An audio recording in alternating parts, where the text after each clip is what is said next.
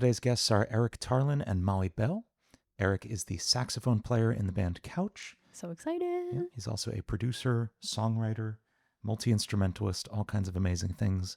And his girlfriend Molly is a lighting designer and technician from Boulder, Colorado. We did have some slight technical issues about halfway through this episode, so you'll hear the audio change, and if you're watching this on video, you'll see we moved to my studio.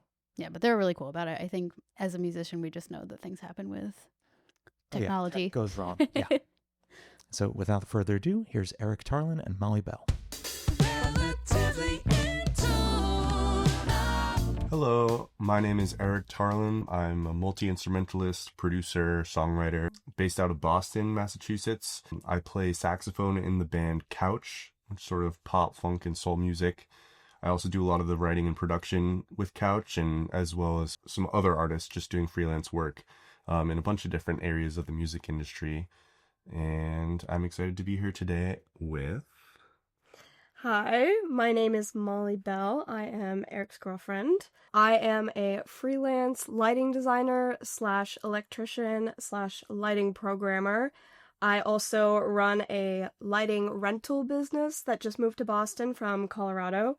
So very much in the entertainment industry, not so much music, but I always say it's a different kind of waves. I deal with the light waves. He can have the sound waves. I like that. That's so cool. How'd you guys meet? Good ol' Hinge. Designed to be deleted, Nice. for real. Honestly, some of my best friends have been like married off of dating apps. So My sister met her husband. Yeah. We love him. yeah. How does that work when you're in a band that tours and you're doing lighting, which is probably those two things probably don't meet up Take a- well on your schedule? How does that work? Yeah, I think it is kind of always in flux because Couch's tour schedule is a little unorthodox, I'd say. I think a lot of bands really compartmentalize their travel into longer stints on the road. And for me and my band Couch, we, to this point, have mostly been more like weekend warriors where we're maybe traveling from Friday through Sunday, many weeks. So that works nicely because I'm home every week. But sometimes, more recently, we've been doing those longer chunks, and then it's a little tough because I like being home with Molly. What do you think? We met a little over a year ago when I was still a student. I recently graduated, so balancing it when I also had classes, that was way trickier between touring and classes and all of our projects. Now it's a bit easier with the longer stints on tour is definitely a little bit more difficult, but all worth it. And yeah. You just came back from a Europe trip, right? So how long was that? That one was one of the longer ones so far. It was about 3-ish weeks, 3.5 weeks. Okay. Opening up for Corey Wong and his incredible funk band. It was amazing. Also our first time on a tour bus, so it was cool because it allowed us to sort of see more of the cities that we were playing in. Normally we'd be driving ourselves around with a van and then sleeping in hotels and wake up, drive to the next place and load in at the venue and do it again. But this way the bus would drive overnight while we slept or while we played Mario Kart instead of sleeping. Nice. And then we could wake up and hang out. Yeah. It was a Molly, fun were you tour. able to visit with him or go to Europe and see a show? Yes, I was able to, fortunately. I met him in Paris, saw both nights in Paris at the Olympia, which is Wow. a beautiful historic venue, and they crushed it. And then I also met them in London and finished out the tour seeing another lovely performance. So it was very incredible. That's Always amazing. love watching him. Does that mean that you have to go on the bus with him to the next location or no? No, my younger sister was studying abroad, so I stayed with her. Oh, luckily. cool. I That did works not out. join in the tour bus life. How was your first tour bus experience? It was good. I'm a tall guy, so this was a double-decker tour bus, and I was very concerned about sleeping because some of these beds are like my height exactly. It ended up not being too bad. I had like my feet were like plastered against the base of the bed and my head was like touching the top of the bed. But I think the lack of natural light made me sleep like a baby. Like there's these black curtains and there aren't that many windows. So that was crisis averted, the fact that I could sleep. but walking around like hunched over, and I don't know. Socially, it was nice though to just be with everyone else in the touring party and get to really hang out instead of just kind of separating to our own hotel rooms and just being in the car all day. Can you talk a little bit about how you got into Couch? Because I feel like how you started in college and then you started touring. Was it during your college experience or was it right after?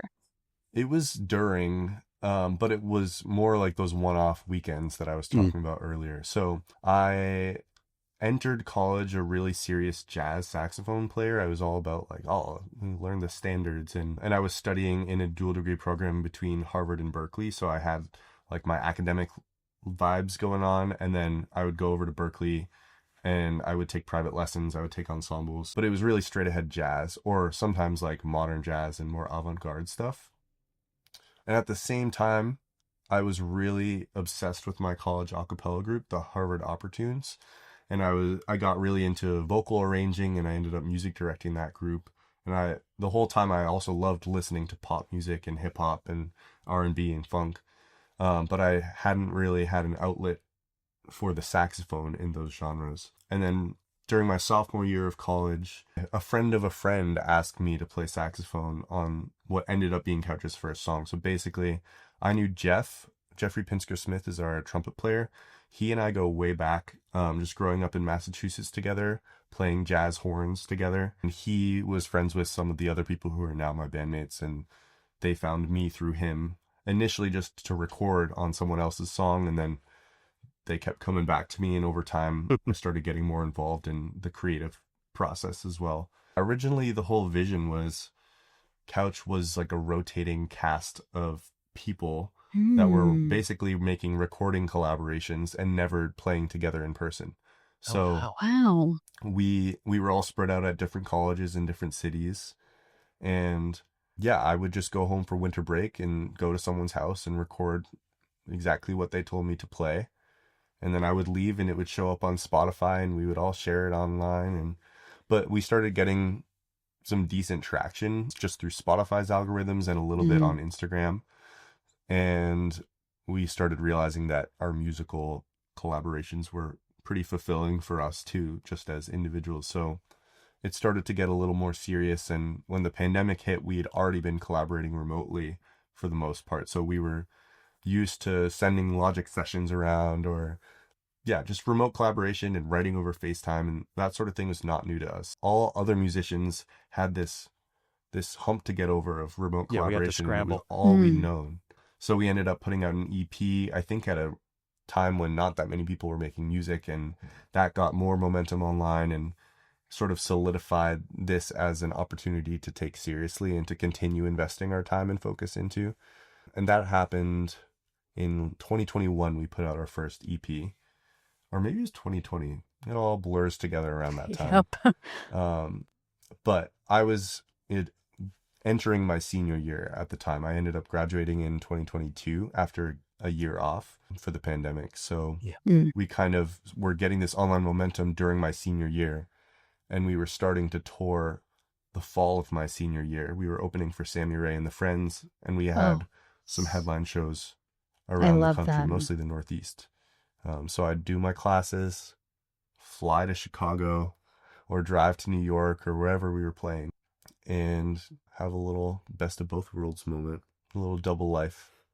So what was it like touring with Sammy Ray, first of all, because I love them so much. And second of all, in 2022, Dean and I went to a Dave Matthews concert at Bethel Woods.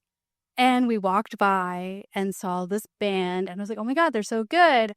And that's how we got introduced to Couch. So I was wondering if you performed there. Crazy. Okay, I'll go in order. Opening for Sammy Ray and the Friends was awesome. It was the perfect introduction to doing our own shows because they do such a good job of doing their own shows, and as a pretty similar artist in terms of the instrumentation and similar genre of music, it was like, oh, okay, there's so much to learn from just watching them perform, from watching how they interact with the staff at the venues, to seeing how they kind of bring in some more theatrical elements to their performance and really have a show that is entertaining rather than just a tight musical set. And they were super, super sweet to us. And we ended up getting a big meal with the whole band. And we've run into them a number of times throughout our careers since. So a big shout out to Sammy Ray and the Friends. And yeah, the whole band is amazing. Okay, the Bethel Woods show with the Dave Matthews Band. That was a really weird one for us because it was like, are we opening for the Dave Matthews Band? The answer turned out to be no. We were playing at a different stage, basically entertaining people as they walked to go see Dave Matthews. It was a really beautiful space, yeah, where Woodstock took place. It was crazy that you guys saw us there. Yeah, I went to high school like right down the road from there. So I grew up near Bethel Woods. It's so pretty there. It's love gorgeous. that show and great venue. But I thought that was so cool that you opened up. Like, I mean, you did. You played before Dave Matthews at a Dave Matthews Band concert, and you caught our attention immediately. I stopped her. I was like, "Hey, this is really good." Yeah, we did look you up after, and like you got some new fans out there. Something that I think this is our first boyfriend and girlfriend on the episode. Yes, Do a heart. and it's something we can relate to as, you know, we're married. As a musician and someone who has to deal with a musician, we've encountered like every bump in the road that comes with that, including stuff like touring, traveling for gigs and stuff. How do you navigate that? yeah, how do you navigate that? I don't know.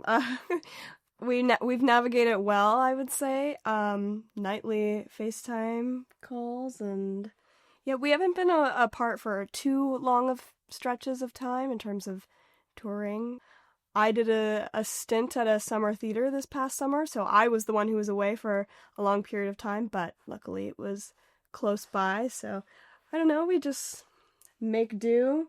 Thank goodness for phones. It's so nice when we are together in person that both of us are freelance creatives, because I think there's a lot that we can relate to each other about. It sucks when, like, today, for example, I didn't have that much going on, and Molly was grinding all day for a production of Mamma Mia she's helping out with at a school nearby. Nice. And it's tough when, like, your partner has a chill period of time and you don't have a chill period of time, but when you both are chilling, then we're chilling. And that's so nice. I feel like we're able to really make the most of when we're both in the same place, just because of the flexibility that our style of work affords us. And also, at least from my perspective, Molly and I both have a lot of similarities in how we interact with our work, and both of us tend to really lock in when we're feeling focused. We're hard to pull away from our kind of focused flow state,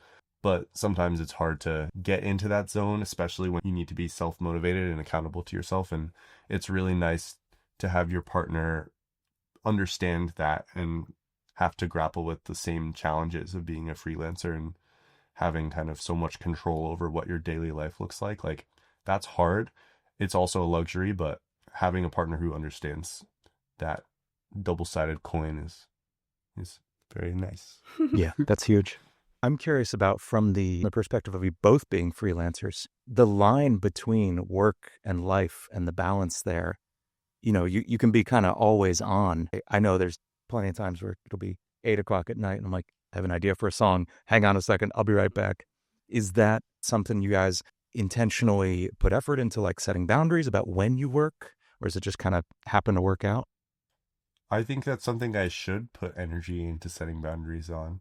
But for me, the hardest part of being a freelancer and being a musician in general is like motivating myself to sit down and like getting that activation energy to like just really focus exclusively on being creative. I'm always looking for ways to improve my habits of creativity. And so because that is a challenge for me sometimes, if I'm feeling inspired, I usually just follow that feeling. Or like if I feel like doing work right now, it would be silly of me, given what I know of myself, to not do it. So I totally relate to what you're saying. The other night I was working on something probably from like 11 to 12:30 at night. And it was kind of well after I decided I was done working for the day, but I just undecided. Yeah. And I think both of us do that at times. So again, it's like nice to have a relationship where both people understand. But when I think about my long-term future and it's like, what do I want my life to be like in 5 or 10 years? I think I'm going to want some more boundaries and structure that I create for myself, because I don't think it's very sustainable to just be like at the whim of your own motivation. For sure. And Molly, can you talk a little bit about what you do? Like, how did you get into light design? What does it mean to be a freelance light designer? And what made you want to stick with, it seems like you do production mostly. Would you ever want to go into like music lighting and like concerts and things like that, where you guys can eventually collaborate and maybe tour together? Yeah, a lot of good questions in there. I started off as a lighting designer when I was in high school. My dad was actually a lighting designer back in his day, so he kind of passed the baton along to me. So, yeah, I don't know. I've always been in the arts and find it a really good intersection of technology and creativity. I went to school for it. I graduated with a BFA this past spring. I press a lot of buttons. I spent a lot of time on ladders. It's interesting being a freelancer in my particular field because there are so many roles encompassed within that lighting category. So they're looking for different people for different things, and I feel lucky that I have been trained to do a lot of those things, so I can kind of hop in on different jobs. Right now I do a lot of theatrical-based work, operas, musicals, plays, but I would definitely be interested in the music industry. It is a whole different beast, lighting for live music versus theater, because theater, everything is planned out to a T, and it's very, very specific. And sometimes live music can be like that, like Taylor Swift's lighting designer's not doing anything on a whim, but you know, it's a tough business to break into, even from the technology side. So we shall see. But if there was an opportunity to do lighting for music, I would probably take it. Always good to expand my horizons and try out new things. So, yeah. Does it require to create something like behind the scenes before you get there, or is it literally just like setting up lighting and that's just something that you know how to do, or is it like going on a computer and designing it in some sort of program? A little bit of both. There's a lot of math involved to figure out where each light needs to be, and then the logistics of how are we going to hang it and getting the people together to make that happen. And then once everything's up in the air, it's all creative choices. And you have to be able to operate the console to make those creative choices. So there's a lot of layers to it, but certainly a lot of that planning happens while Eric's working on his projects. We spend a lot of late nights working on our individual projects up on our computers. So That's cool. And you said you work in New York as well. So what does that look like?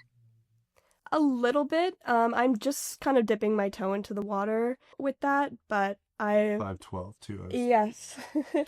I help run a production company, so sometimes I make round trips, and I think we have a trip coming up in the next few weeks where Eric's going to come down with me. He's going to go work on some songs that he's been working with some artists, and I'm going to go do my lighting thing, hanging out in the warehouse, and we'll meet up somewhere along the way. That's awesome. That's so fun. Yeah, New York is filled with all of these. Yeah, there's some theater in New York, I've heard. Yeah, just a little bit. Just a little. Eric, I want to hear more about the other like production and songwriting work you've done outside of Couch. That's so cool to me. Thanks. Yeah, it's in some ways some of my favorite work is when it's different from what I'm playing all the time. So I love producing Couch's music and recording my bandmates, but one thing about Couch is there's 7 people in the band. So there's a lot of cooks in the kitchen. A lot of the band has skills beyond playing their instrument, like songwriting and production chops. So even though I've had a big role, it's sometimes a breath of fresh air to just have like, singer-songwriter artist who's like, I don't know what I want, but do something with this. And It's like indie folk or it's like funky, but it can lean a little bit more into pop or hip hop, and it doesn't need to have like live instruments for everything. So I've kind of poked around in a bunch of different genres, but I'd say I got into it more from being a multi-instrumentalist. Like in general, it's just been really, really helpful to play piano and guitar and bass. And like, I find myself using skills on instruments that I'm not as good at as the saxophone way more frequently in certain periods of my life where I'm saving hundreds of dollars by not having to hire a session musician, and by being able to kind of understand different ways an instrument could be used. And then I mentioned earlier I had a background in a cappella and I got super into it in college. Yeah. And that comes in handy a lot too, because then I'm working with these artists and I've spent so many hours vocal arranging and working with different types of singers, almost all of whom are just like way better than me at singing. I was a bass, so I sang low and I could sight read all the music, and yep.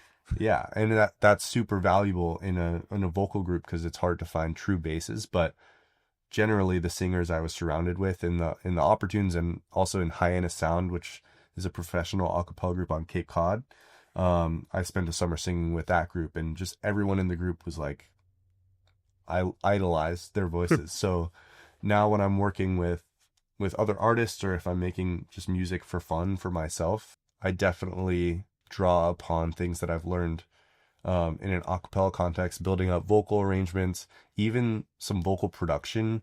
I learned through music directing an a cappella group as it recorded an album and being like, oh, these people are having us double everything and pan them out to the left and right. Mm-hmm. Maybe I should do that with Couch's music, or, oh, maybe octave unison usually sounds great and I should do more of it. Or, it can be anything, but I've learned a ton through the a cappella community, and I find myself applying that to Couch's music and to my production work all the time. So I really like producing in a bunch of different genres, and I think it's kind of the perfect intersection of all of my different types of musical experience, with a bunch of instruments, singing, directing, the more technical side of things like mixing, and being a little bit of an audio engineer. Being able to do everything myself has been really valuable. I think both of you have touched on the same really important point, which is when you can do, even a little bit, if not like a lot of it, of every part of the process, you can say yes to so many more jobs, and you are just so much more versatile. And also, Eric, for you saying that you learned something on every project you do. You did the a cappella project, you recorded with them, picked up a whole bunch of recording techniques. Those are two of my favorite pieces of advice to give, is do projects that teach you things and be able to say yes to any gig that comes your way if you want to. Totally. Yeah, it's a little interesting. Something I've struggled with for a while is just kind of figuring out what my musical identity is, especially with Couch being my largest audience, my biggest platform musically. Like, most people see me as a saxophonist and maybe a producer if they follow Couch closely.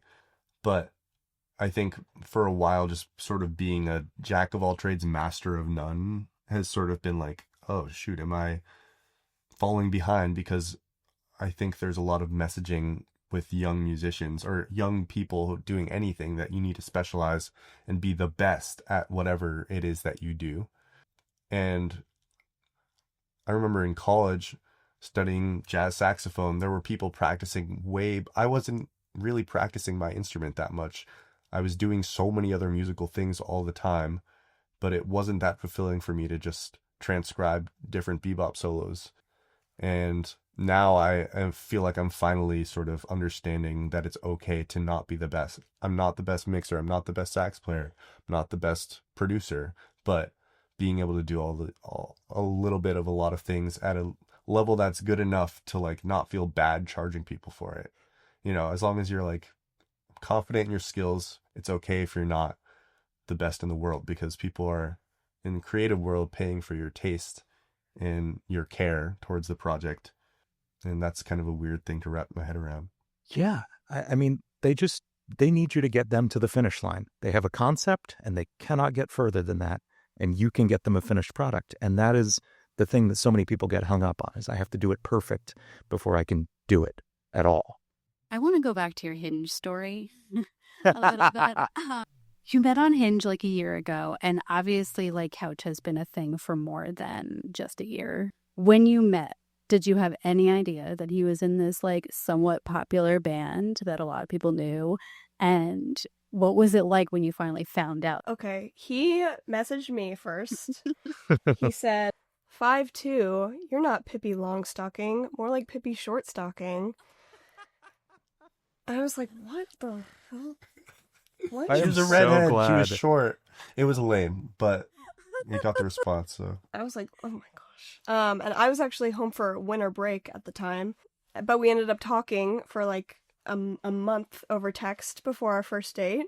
I had no idea that he was in Couch. I didn't know what Couch was. he definitely didn't look me up at all in the month we. And oh, well, you sent me your Instagram, and I was like, why is he verified on Instagram? Hold on. I looked him up, and now my whole family is Couch fans. So Nice. there you go.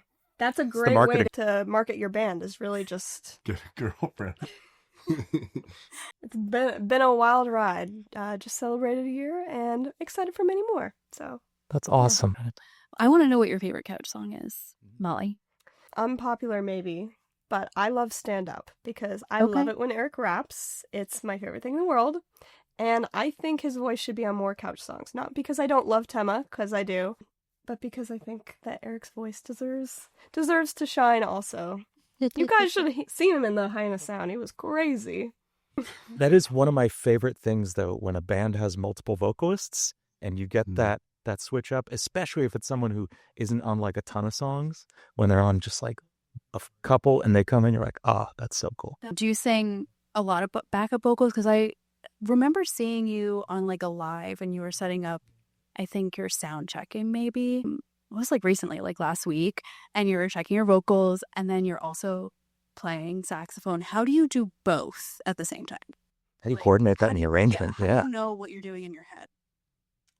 Ugh, I wish I could literally do both at the same time. It would solve a lot of problems for me. But yeah, I do both. I have my microphone basically like in my face and I'm playing sax and it's coming up like right underneath the mic. And then I'll just like switch. And we have this little thing on the microphone called an optogate that's basically a motion sensor.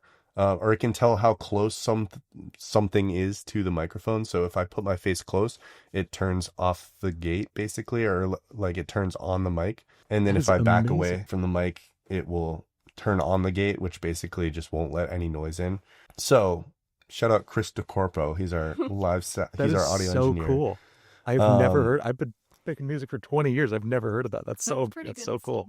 It's super handy because my sax is loud and it would bleed into the other mic. It would just make it a little harder to mix. So that's helpful in terms of like the mental juggling of switching back and forth. I think that's where being a big producer in a lot of these songs helps, because I know the song so intimately. I know everything that's going on. And usually we start with the horn arrangement and I make sure that I can play my horn parts. And then I'm just like, okay, I know how all these background vocals go, because Tema and I just sat down in a room and arranged them together. And then I edited all the vocals and like I could recreate these arrangements just from my brain. So then I just pick and choose which parts work well for my voice, which parts work well with just Tema and me, which often are like octave unison or just like specific harmonies on certain words where they're like a third apart. It's a little tricky too because I'm a bass. Tema is like a mezzo soprano, sort of everything, but her voice is much higher than mine. So for us to both sound our best, sometimes it would be like if there's a harmony in between that's missing, like a high tenor part sandwiched by Tema on top and me on the bottom, that would be like the ideal sort of vocal range arrangement. But often it's just the two of us. Sometimes Zach sings too on guitar. But I guess it's just song by song, and I just decide whether I should be singing here or not. And if it sounds really bad, the rest of the band will be like, don't do that. And then over time, we just sort of adapt.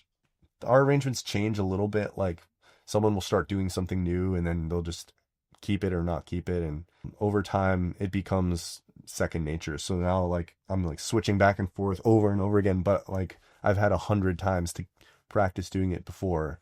Right. And I don't have to think about it too much anymore. I have a question for Molly. What has been your favorite memory of being with Eric so far? Oh, we were actually just talking about this on our anniversary. We were choosing our favorites. Okay, one of my favorites was Eric and I drove down from Cape Cod, where I was working this summer. Were you playing a show that weekend, or were you visiting me? I don't remember. Anyways, we were together driving down from Cape Cod to Norwood, Connecticut, to this cute little beach, and Couch was playing a show on this beach as part of a summer concert series. And then on the drive back, we were stuck in standstill traffic, and he was just serenading me and different Oh, karaoke tracks, and yeah, that was probably one of the best. Just being able to spend the whole day together watching him perform, which I love because he shines on stage, and then just being able to get my own private Eric Tarlin concert in the car on the way back home. So Do you yeah. sing at all or do any sort of musical stuff? They kicked me off the stage. They would pull me off with one of those hooks, like in old movies. No. Oh, no. I'm behind the scenes for a reason. She can sing though. Like if we're in the car, we're singing together. The the intonation is accurate. Like that's good. yeah, it's. I think that might be a deal breaker if she just couldn't carry a tune. That for me, that might be a deal breaker. What's your favorite memory, Eric? We just had a really, really wonderful first anniversary, and it just so happened that our 1 year anniversary was the day after Couch's tour wrapped up, and we'd wrapped up in London and then had this off day before we flew back. So that day off was our 1 year anniversary, and Molly was in town because she'd visited her sister and then come to our shows, and we just had such a nice day romping around London. We went on the London Eye, the big Ferris wheel. We had like our own car to ourselves and just saw the whole city at night with all the lights, which, you know, Molly is a fan of. Yes. We had a nice dinner, and then we walked. Honestly, my favorite part might have been the walk back to the hotel we were staying at, just because it was like kind of beautiful and misty out, and being in a different place with someone you love, and you know, it was like so romantic. We walked past Big Ben, House of Parliament, Buckingham Palace, so it was a real good route that you. That's it. took Yeah, I us was gonna down. say that's all the hits. Yeah. Yeah, that's a recent memory. There was another one where Molly's from Colorado, Boulder, Colorado. I visited her family's place, and she has two sisters, and I remember one night we ended up doing face masks with like the boyfriends and the sisters, and it was really fun, and I like feeling close to Molly's family, and because they made her who she is, and I love who she Oh. is. Aww. If you could work with anybody musically right now, who would you choose to work with? Besides Couch, besides the people on Right, Couch, besides the which people I'll that you think for that. work with. That's a good question. I was just thinking the other day about how I'm kind of craving more like electronic vibes, like EDM. I had a huge dubstep love in middle school. That's kind of what got me into production. Like, I don't know, just listening to like Zed and David Guetta and Yeah. Skrillex and Mhm. Avicii in like 2012 was the best. And now I'm really inspired by the latest Charlie XCX album, Brat, and Oh, all the it's so good. remixes. And I was thinking the other day about how fun it would be to make music like that, where it's like the artist is willing to experiment and willing to like sample themselves saying something and like turn it into something crazy, and more like indulgent producer music, I guess, Yeah. which is maybe why I'm drawn to it, because a lot of what I do now is more like through composed, like you could play it with a guitar and sing it, or yeah, more traditional song forms. But I got into production because of electronic music. I think I bring a lot more of that. Like my biggest roles in Couch production have been because I was able to make the ear candy that no one else knew how to make. And Mhm. yeah, I feel like I've never like fully dived into a song that doesn't have to be organic at all.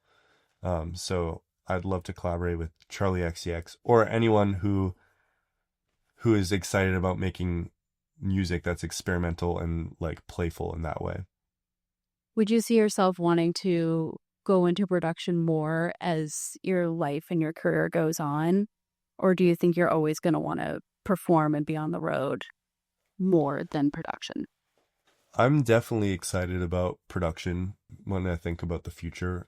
Honestly, if Couch hadn't been getting traction online, like I'm not sure I would be performing that frequently. Like I referenced earlier, in college, I wasn't really practicing my instrument that much. I felt like people around me had more of a love for playing their primary instruments than I did. And I was in love with creating music and creating songs and just making something that makes people feel good. So when COVID hit, I had an internship lined up at Record Plant Studios in LA. Man. Huge studio, iconic artists there all the time. I mean, my role was going to be like cataloging their old discography, doing nothing important or creative, but just being there, yeah. yeah, I was all set to be there. COVID hit. I was like, dang, that stinks. So ended up staying in Boston, where I'm from, and Couch got some momentum during that time. So I never really got to fully give my all into trying to be on the production audio engineering side of things, even though that was my plan for a while. And also I was in this Harvard Berkeley program, which was funneling me into a master's program at Berkeley. I ended up leaving after I got my undergrad degree from Harvard, but I was very seriously considering Berkeley has like a songwriting and production master's program in New York City at their New York campus. So like I had this whole vision. I was like, I want to be like Mark Ronson or like someone else who's like the artist, but also the producer and kind of has a sound and like Pharrell ideally comes to mind too. Yeah. makes a name for themselves, but like isn't necessarily the person touring or the front person or the vocalist on everything. And that's something I'm still definitely interested in and that I can continue to work towards while I'm sometimes touring or sometimes doing whatever I'm doing.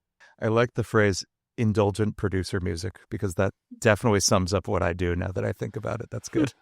Yeah, but I feel like the best music is music that is indulgent in a way. Cause like when an artist feels excited to be making whatever it is they're making, like that's when the ideas really start flowing and whatever, even if it's not electronic music, like it could be indulgent guitarist music or indulgent songwriter music. And it's like, as long as someone's hyped about it, that needs to be a factor for it to turn out the most passionate.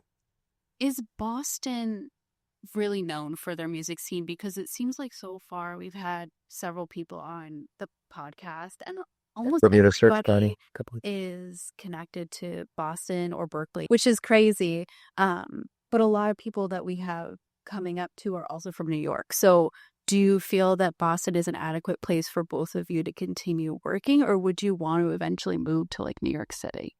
Yeah, Boston has an amazing art scene, but I think it is focused around the students. And when so many artists say they're from Boston, like a lot of the time it's a Berkeley band. Like I know Bermuda Search Party and they are a Berkeley band, I believe. And I think the problem for someone like me with my career aspirations to be producing music and to be collaborating with artists is that even though there's so much amazing talent, it's like college students don't have the budget to hire pros. And they have a bunch of other really talented, really broke college students who are like amazing producers who need to produce 6 songs a semester for their music production and engineering major, you know?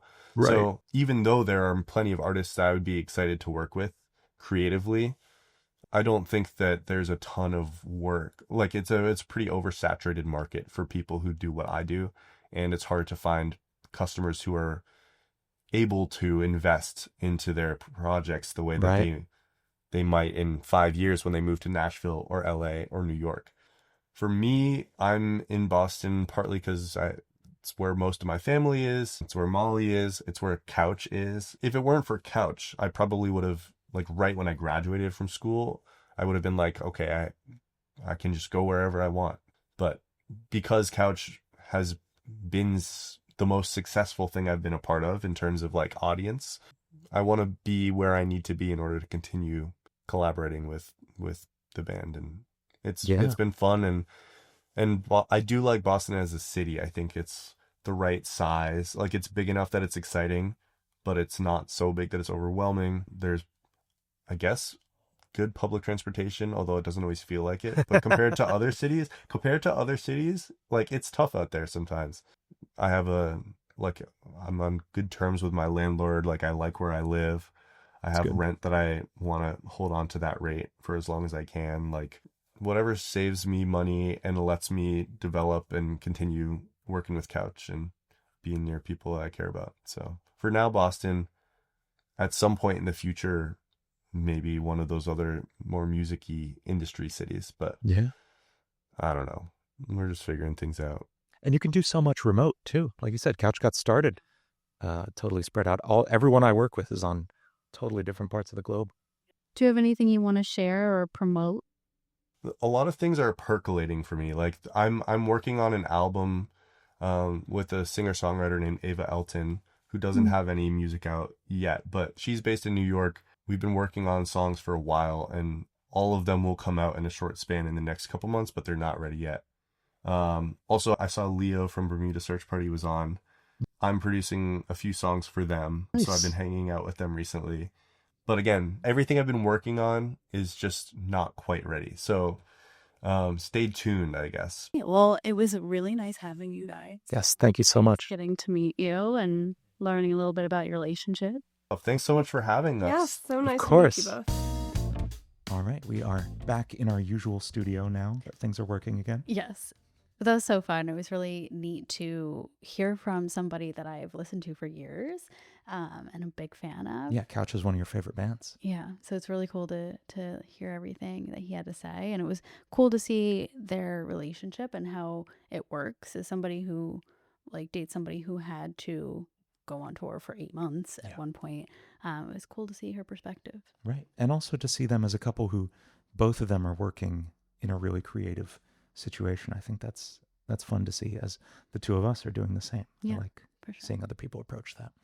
So yeah, thank you so much for listening. If you like what you heard, be sure to check out Relatively In Tune Pod on every social network and rate this episode 5 stars on Apple Podcasts. Until next time, I'm Dean DeMarzo. And I'm Tori DeMarzo. This has been Relatively In Tune. Thank you for listening, and we'll see you next time. Bye. Bye.